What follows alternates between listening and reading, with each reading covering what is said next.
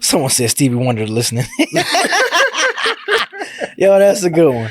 That's a good one. Man. But thank y'all for coming through tonight, man. You know what I'm saying? This is a special one for me in particular, man. I've been a fan of this guy for a very long time. And even when I was behind the camera, I think the first time I got in front of the camera to express how much I enjoy his music was it Elephant in the Room? I think is the first one. And then you mean the first one that we not that we reviewed. We started from the waters, but I'm just saying I was always behind the camera. I think the first time I got in front of the camera to express how much I liked his music was Elephant in the Room, if I'm not mistaken.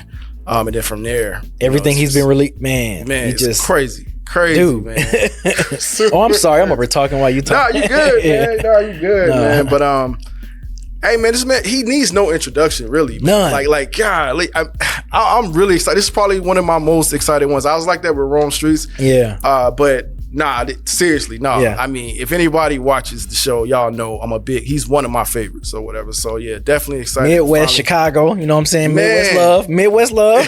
We out here. Man, you know what I'm saying? Finally happy to get him here with us to talk some music, man, and hear something from the past. If it's your first time to the show, man, the way this goes down, we got questions came into Patreon. So if you're a Patreon supporter, we saw your questions, so we're gonna ask those towards the end of the show. If you want to do that next time, man, make sure you come a Patreon supporter, patreon.com/Dead End Hip Hop. Appreciate the Patreon support. Yeah, for sure. That way you can get your voice heard. Members, super chats, things like that, man. So yeah, just make sure you're a part of the community so your voice can be heard on this show and get to interact with artists like Mick Jenkins. So yeah, man, what we do is we play one song from his older catalog, we play a current song, and we play something that is unreleased. Yeah, unreleased. And I know he got some because I've heard him say bruh, you know what I'm saying? Like we had to chop some off. Man, I know he's sitting on some shit, bro. I know he's sitting on some shit. And that's another thing too, man. We don't listen to him. We don't listen. Well, I don't know if I don't either. Ken does. I don't listen to what he picks. Nope. To play. So I'm always curious to see what the artists themselves pick to play. From the past, current, and future. So yeah, man, without further ado, man, I don't even want to wait any longer, man. Go ahead in it. The one and only Mick Jenkins is on Dead End Hip Hop, man. Bring him on in. What's up, man? What's going on, man? I appreciate y'all having me, man. For real. Nah, man, we appreciate you coming on. I'm glad we could finally work it out. I know we have been trying to get the schedules aligned and everything, man, so I'm just glad it finally aligned and got you on here. I know Feefo's been doing most of the correspondence with you, man, but like I was telling them, he just moved to Dallas with his, family and stuff like that. But he'll be back and forth to Atlanta because that's where we are now in Atlanta. So yeah, man. Nah, I wanna just say off top, I really appreciate what y'all do. I think y'all one of the best things smoking when it comes to hip hop media. I think, bro, wow, man, that's big. I think. Something that's really important to me is how niggas talk about our art and how niggas represent our art. And I think what has always been, I recognize it immediately, but it's always been duh, yeah, I knew it. Every time I tune in and watch some shit, is music is so objective. It's so subjective. There's so much nuance. There's so much what I like versus what you like. What I constantly see is that y'all challenge each other's opinions to a certain level of explanation that helps you understand, with all of y'all contributing, a balance of where to decide how you feel about the music or where to decide whether you're going to check something out or not. You know what I'm saying? I love that Ken early on wasn't really fucking with me. You know what I'm saying? Because in the landscape of the conversation, I got to see how 5 different niggas enjoyed listening to music. I don't think your guy is here or I got the wrong, but the one who just like bumping it in the whip. Feefo, that's the one you've been that's the one you've been contacting. That's a very important part of listening to music and enjoying music. But if that's the only place the opinion comes from, then it's very askew. And so I think it's almost essential to have multiple people contributing to the conversation when reviewing or when talking about how good or bad music is, because not only do those opinions get expressed, they get challenged and they get defended. You know what I'm saying? And I think that gives a full scope of understanding how something is being received and impact, and how it's the impact of it. Most niggas just spearhead talking about these things by themselves, and it just leaves you a very warped version of a review, or, you know, a dive into perspective in music. So I really appreciate what y'all do. Like, I think this is one of the best ways to do it. Man, that's hands down. And y'all all seem very knowledgeable and care about music. So I just want to give y'all flowers. I'm really excited to be here, for real. Really appreciate that. I know we reviewed No Name one time, and No Name was just like she likes the if you're watching part. I remember she said like she thought that part was really cool. Yeah. That we added later. I think we started doing if you're watching on. It might have been the Circus review. I forgot which review it was, but that's when we talked directly to the artist. Yeah. You know, just letting you know, like it's just, you know, it's just our opinion on things, and we just want to let you know, like, look, we ain't trying to hide. You know what I mean? Like, right. Like, this is our real opinion, and this is how we feel. And if you feel some type of way about it, like, you know what I'm saying, we could talk about it or whatever. But I like that you pointed out Ken. We always tease Ken about it. We do. Every time we talk about your music, what is wrong with you? We always we mess with Ken every time. Nah, bro. Like, you know what? I think when it comes in the discussion, like this is what made it very comfortable for me. Like, y'all made Ken explain himself. So then it comes off the fence. Right? For myself as the artist, it comes off the fence. It's like, okay, well, what does he have to say? And it's just like, and if it's anything that makes sense, I don't have to agree. If it's anything that makes sense, then to me, it's just like, okay, this is an informed opinion, and this ain't just a nigga hating. Now I can digest it a completely different way. You know what I'm saying? Especially since, as black men, y'all, this is how me and my niggas talk about music. So it's very familiar. You feel me? Like, so I ain't gonna hold my hand to the Lord. When I chose these songs, I was like, Ken gonna like these motherfuckers.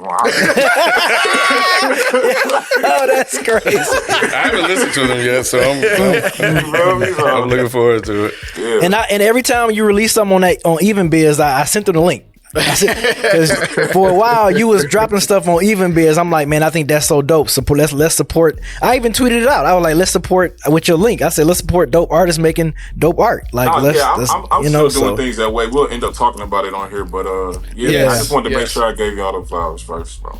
Hey man, appreciate that, you, bro. Appreciate that for sure. Oh, that means a lot coming from Ken, did you have anything you want to say to that? No, I mean, you know, don't get it twisted. I can't be a hater, but it wasn't that with your music. You know, I saw one of your responses to one of the later albums. Eventually, you know, I got there. The funny thing is, I actually do go back and listen. Mm-hmm. To the earlier projects, just because music is so interesting, because we talked about 21 Savage. Yep. Early didn't like 21 Savage. But now I came on, I'm like, so bro, I'll go back and listen to just see like where I'm at in present day. Yeah. To see, you know, if I was tripping or not. But that's, you know, that's just how you know, how I do. And I'll take the craft, man. Nah, for sure, man. For sure.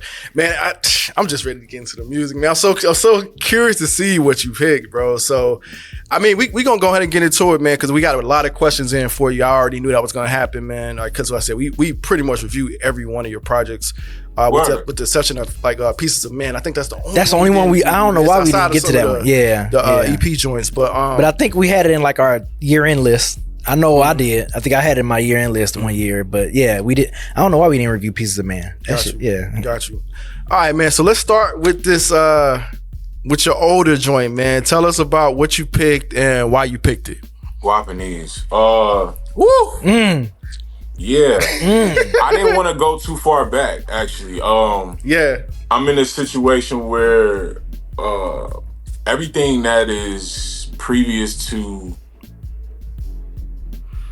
The Patience, that's what that's from. Everything before The Patience, I don't even own 100% of that. You know what I'm saying? And I'm just in a new space in my career. You know what I'm saying? Where I'm way more focused about what I'm doing right now. And a big part of that is, even in my mind, like I've separated my catalog of like, okay, this was those 10 years, and those 10 years was when I didn't have shit together. You know what I'm saying? Like I from being in a bad deal and growing to a point of getting out of it and recognizing how to do business differently, right? The patience on is that for me. Gotcha. And so I separate those things now. You know what I'm saying? It's like I'm a completely different person than I was for those 10 years. And now I'm looking to do something different with these next 10 years. And so I didn't want to go too far back because that's how I think about that. So I chose Guapanese just because for me, that's my favorite song off the Patience. And I'm in different stages of my writing. And right now I'm in a stage where I'm trying to say a lot more with a lot less. I think we know Mick Jenkins can be wordy rapping circles. You know what I'm saying? Like I'm really trying to practice speaking louder and deeper with fewer words, and I think Guapanese is a good example of what I mean. That doesn't mean it always got to sound like this, but like I said, I think this is a good example of me trying to do that, and I'm looking to do more of that. You was talking like you was pissed off at motherfuckers, bro. I fucking love that shit. I fucking love that shit. Too, man. Oh my God, I love that shit. Oh man. Okay, we go ahead and play. I fucking love that shit.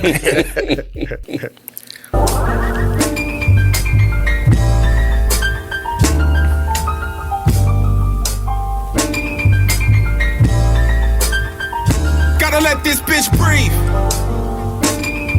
Love that shit. Bruh. I love performing that shit, honestly. Oh man, I know performing that shit just hits God. every fucking time. Every fucking time. It's usually my last song right after some lit shit. Like right after some shit that make you know what I'm saying, something like Truffles. I play it after Truffles or some shit like that. Like, okay. But okay. I am screaming at niggas. Like, yes, I am screaming at niggas. I'm pointing at niggas in their face. I'm yeah, you the nigga. Yeah, you the one. And it really sobers people up. And it's just like, God damn, why is he? And it's like, then it makes you really think about what I'm saying. Like, you know what I'm saying? Like, yeah, I love performing that shit. Niggas don't be expecting that at all. Yeah. The one off of Patience that I'm like pointing at niggas. I'm in my car. Can't tell me shit is pasta, man. Like same energy. Same energy, bro. Yep, bro. Don't even look at me. Don't even look at me funny. Don't even fucking look at me funny, bro. Hey, I'm the hardest nigga alive playing that beat. Like you can't tell me I ain't the hardest nigga alive playing that shit, bro.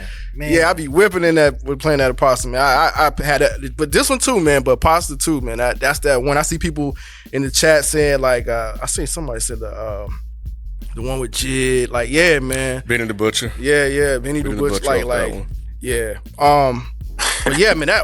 It's so dope that you doing it. Like, this is crazy. I know this is like surreal that like this is fucking that wild. He's actually playing the tracks that he want to like. Man, that's amazing, bro. Again, I just really appreciate it, bro. Hey, it's great that you are the man himself is rapping shit. Right. I don't think you never had that before. I love it. I mean, you know what I'm saying? Better than us, I guess. Better than us. Yeah, nah, for real. No, right. I had to like whisper to myself. I know. It took everything in me not to be rapping it out loud. Yeah, it takes everything in me. Gotta let this bitch breathe, man. Yeah, bro. That's my shit. How you feel about the state of Chicago as far as hip hop right now? Because I feel like y'all got some lot of heavy hitters that's coming up that's making some noise. And I argued on. You know Marv One? Nah. The battle rapper. It's he's a battle rapper out of Detroit. Man, I literally argued. We had a listening with him. And he's like, man, Detroit got the best niggas. I was like, man, what about Chicago though? And so yeah, we was going artist for artist on that when we was trying to. That's what I like to hear. I think that makes the most sense because what I was about to say is like for me, especially being an artist nobody knew about and then being slowly on the come up, like that shit don't ever stop. Like there's never a pause. You know what I'm saying? Like in the birth of creativity and new artists and new sounds and new groups and new teams of people and a new crop of 50 niggas that's all talented from photographers to rappers to you get a new one of those every 3-4 years. You feel me? Like that doesn't stop. What stops is the awareness. You know what I'm saying? Like sometimes the awareness just keeps getting handed off to the next group and then sometimes it stops. And then niggas like, damn, where is that? until those people get found again. You know what I'm saying? But it's just like, but they've always been cooking. You know what I'm saying? They've always been marinating, and they just was coming up. You know, and so that's something that was easier for me to see. The more I'm outside with intention, the more you get younger friends, and then they got younger friends. You know what I'm saying? I was talking about this idea of like, as an artist, people don't be understanding this, but you need younger people around you if you're trying to be in anywhere near the pulse of what's going on. You know what I'm saying? Like, for sure. Because I'm 34. Once you reach 34, it's just like, all right, dude, I don't. This is a real theory I have. It's like I don't have one 18-year-old around me in any way, shape, or form. When I was 26, I used to have 2 or 3 18-year-olds around me. Not around me, but in a way, a sense of like, every once in a while, I see a nigga at the studio hella talented and be like, yo, what's your name? What 18? What the fuck are you doing? You know what I'm saying? And it's just like, there's no wonder why he's here. He's talented. You know what I'm saying? Yeah. That's why he's 18-year-old in here with us. You feel me? Like, that's why they 16-year-old in here with us. But what they bring with them is knowledge and influence and conversation and lingo and perspective that 18-year-olds have. And it informs you the same way that you're informing them. Right? So it's just like, if I'm 30, I need some. I just was with my man's Kirk Knight. He 25. He had me around some 19-year-olds. They wasn't around me. They was around Kirk. I'm around Kirk. You feel me? Like, so now me and Kirk politicking in our way, but I'm also getting to hear these niggas' perspectives because I know my man's gonna have younger people around him, just like I did when I was 26. You know what I'm saying? I didn't get to a point and say, all right, no more 18-year-olds around me. I just was growing, and I naturally was no longer in spaces where those people would be around me. But we were talking about how niggas be looking weird trying to be around, and I'm like, damn, niggas don't be understanding though. Like, you really need some young niggas around you, like, or you're just gonna be extremely out of touch. And if your art style can hold up on its own, then cool. That's not gonna really be a big problem. You know what I'm saying? But if you're trying to be on a pulse of shit, then, you know, you could run into issues with that.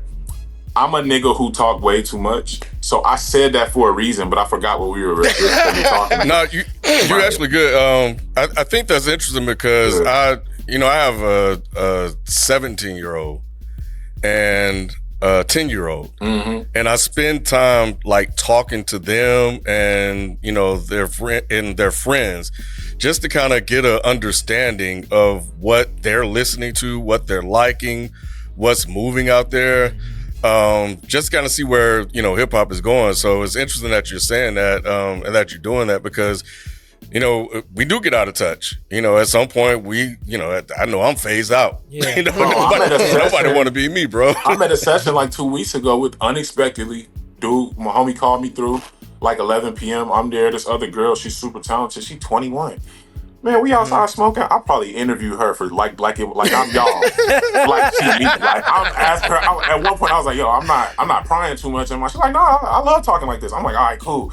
Just firing off all types of questions. Like when is the last time I've been around somebody who's 21 years old and is talented and is creative and got thought like they can think about what the fuck is going on in the world? You know what I'm saying? It's just like, trying to connect with people like that purely for mining it for information. You feel me? Like, because as an artist, that shit is so necessary. Like, I ain't finna put on your style. You know what I'm saying? Like, but I need little tidbits of that. So yeah. Nah, for sure. We like that around here too, man. Like we keep young cats around us, like on production. You know what I'm saying? Because, you know, like I was the main one doing the production, you know, back in the day, man, but, you know, bringing fresh eyes fresh eyes around to, you know, see what people are doing, like for us editing and just how things look. I'm always like, look, man, I give you creative control because, like, you know, I have an old way of thinking. I think my style is still cool, but I love seeing like what the new trends are, like what people are doing, what they're using, and how they go about telling story. It's the same thing I do with my music, bro. Like I think people, I've had conversations with people who are like super surprised that I'll know about shit or that I'll dive or that I'll even listen to shit, and it's just like I like guilty pleasure. I love Lil Tyler, from Florida, like, and it's just like, Lil Tyler. It's probably some shit niggas don't think Mick Jenkins be rocking like that, but I do. You know what I'm saying? Like, and it's like, for me, a big part of it, I was telling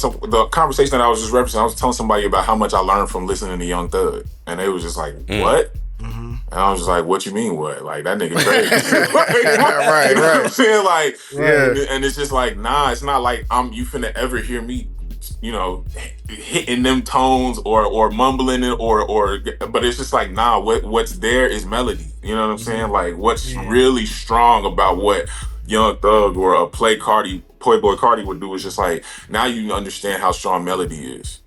You know what I'm saying? It's so strong, niggas is irritated by the idea of mumble rap. I'm like, man, melody's so strong, niggas don't have to say anything.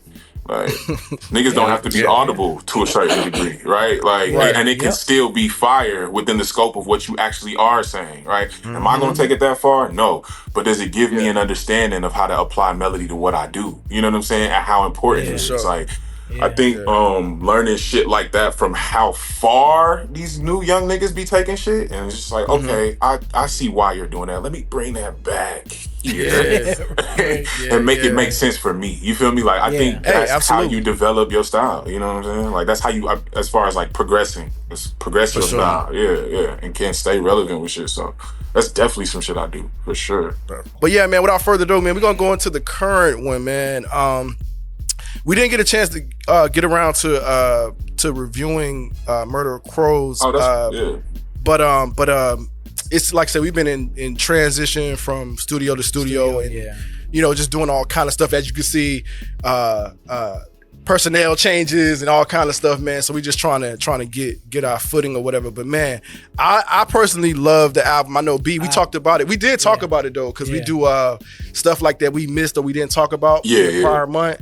And so we talked about it in that or whatever. I'm not sure if it's released yet, but we did talk about it. It was in my best of September. Yeah, best of September. If we talk about like albums, the best albums that we enjoyed in each month, a previous month. So I mentioned your album for I'm like, I better get it. I mean, I know it came out in streaming in October, but I supported it in September. I just want to let you know. Love, bro. That's make love, sure they listen man, to for this real. album, man. Like, listen to this. I have no problem going on folks' websites or band camps or whatever. Like, I will buy music. I really appreciate it though too for the chat. Like, I don't, you know what I'm saying? Like, y'all watching us live figure that out. You know what I'm saying? I think the value is in providing fans value. You know what I'm saying? Like, I think I want to be selling my shit myself just because I want to stop getting robbed. You know what I'm saying? Like, it's as simple as that. It's like, nigga, streaming just don't pay us enough. It's like, I could really, like, truly, like, honestly, I could say this all honestly, I could care less about the 2 million niggas that have access to my shit on Apple Music. I could care less about the 2 million niggas that have access to my shit on Spotify. It don't pay me enough, and that's just like, it's like, I don't get to actually enjoy the 2 million people in the way you think I do. You feel me? Like, so it's just like, I'd rather rock with the niggas who support me directly, try to provide value for people who support me directly. I'm doing a lot more stuff outside as far as listening to. That's why the format y'all listening session is the same way I do mine. So it's just way more songs. And then I end up playing unreleased stuff. I got a lot of ideas that we about to roll out for like experiential things and like doing things with people and fans. But anybody who supports me in that way, I think is extremely valuable because it's so counter culture as far as the messaging that we've been sold on the value of music. You know what I'm saying? Like, it's hard body in a whole other direction. Like, and I mean, when niggas be like, yo, I'm gonna spend this dub with you, I'll be like, yo, thank the Lord. Thank you. Like, straight up. True. That's how we are about Patreon, man. Like we put a lot of value. Like, I'm glad we started that a long time ago, that you could really see it. You know what I'm saying? You can say, oh wow.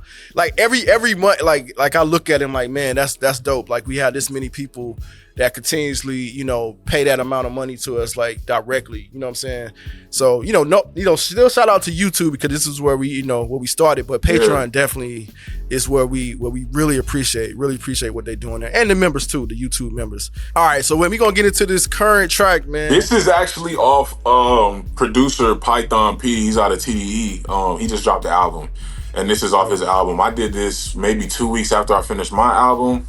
And I didn't expect this joint to be this fire. I love it. I think it just came out last week.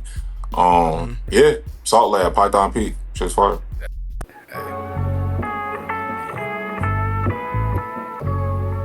cheese and shit. I see you. No, I'm in cheese.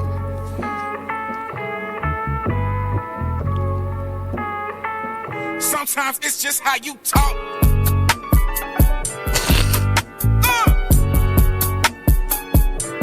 Shit don't match your walk.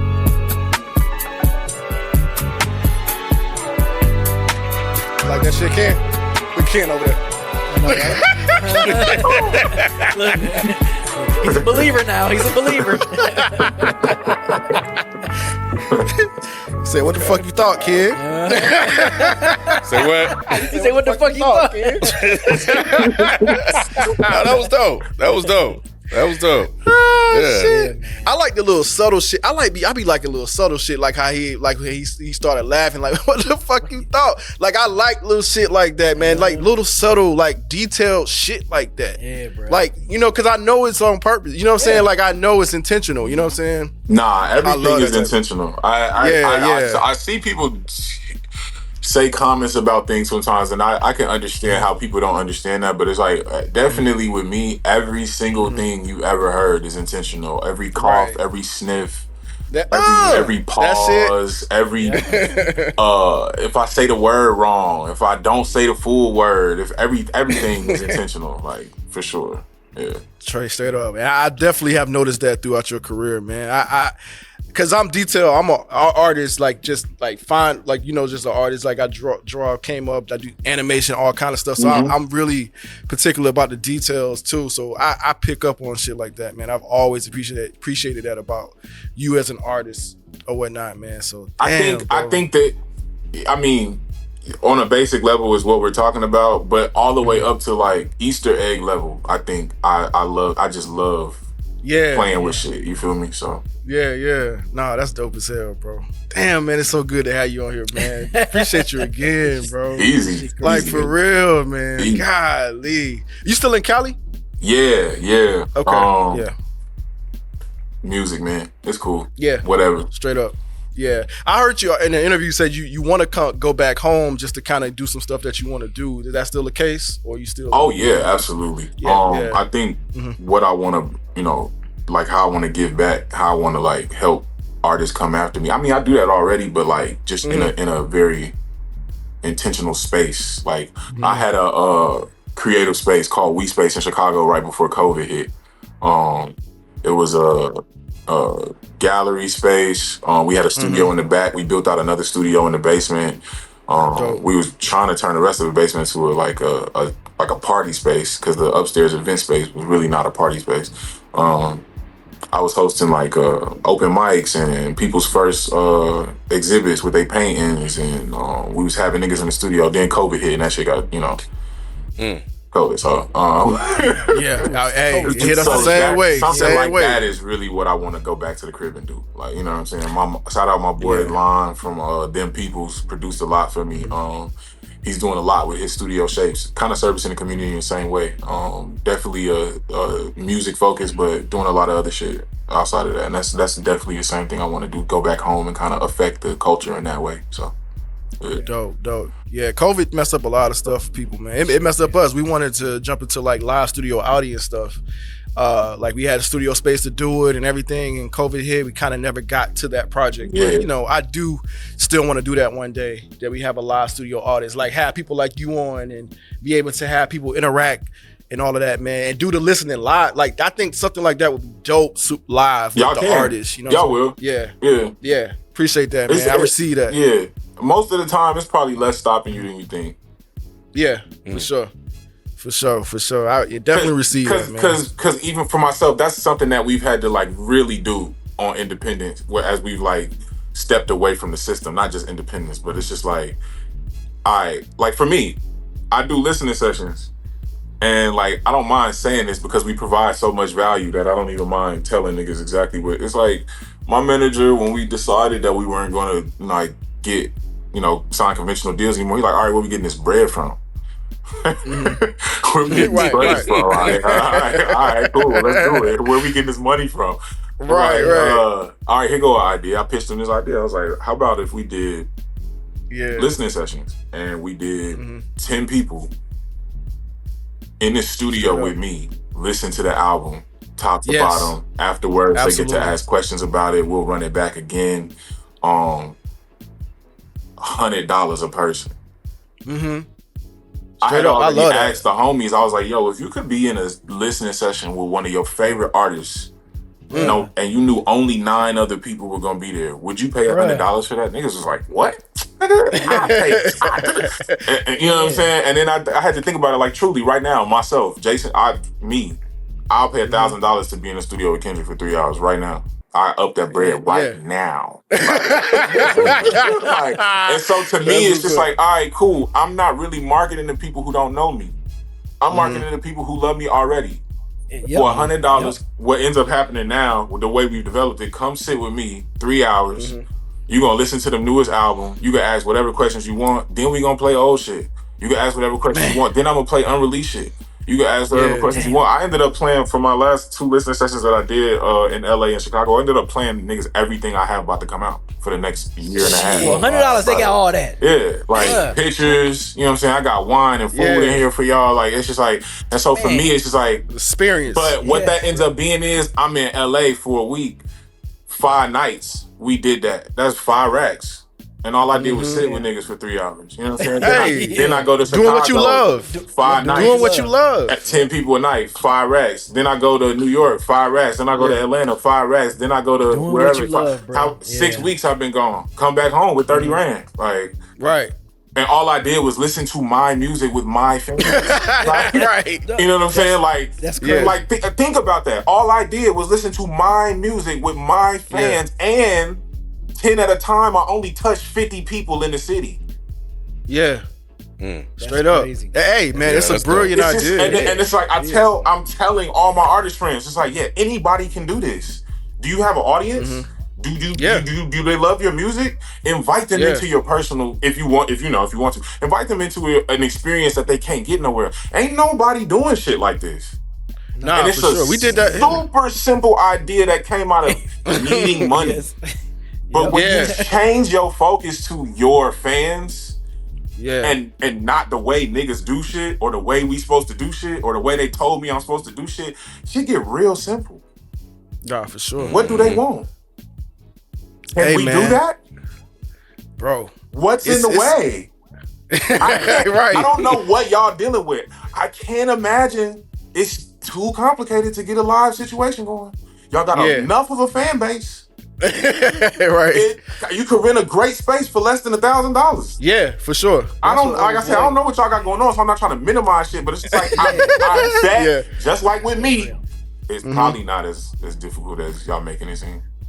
Nah, for sure. You're right, man, because we actually did it once time here. Like we had somebody come to a live taping, and it was just like I forgot his name.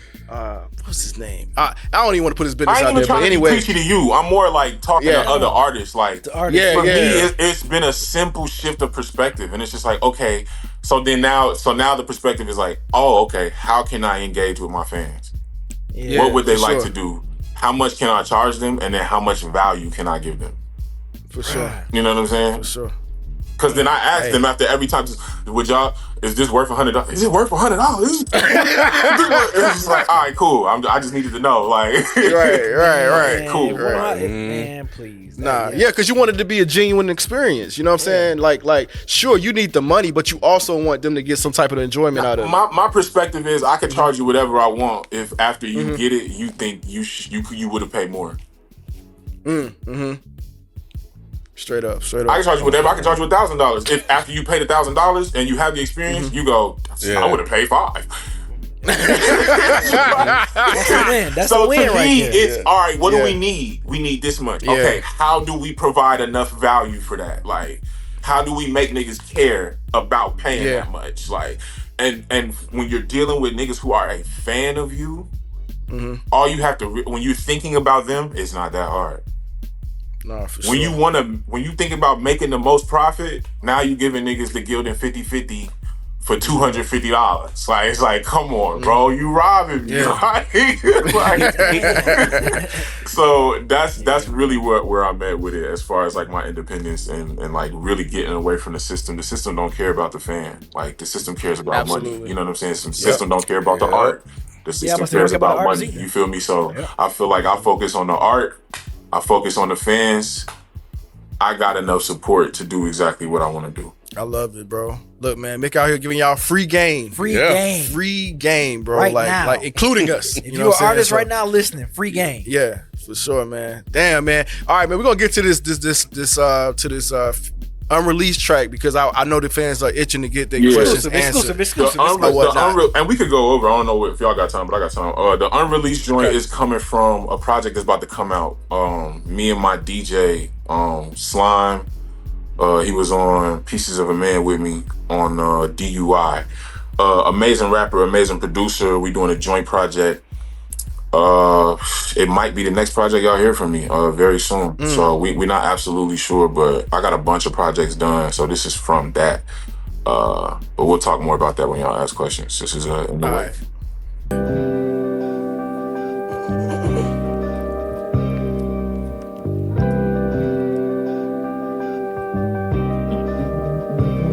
Yeah, that's it. The sample. Yeah, it's familiar.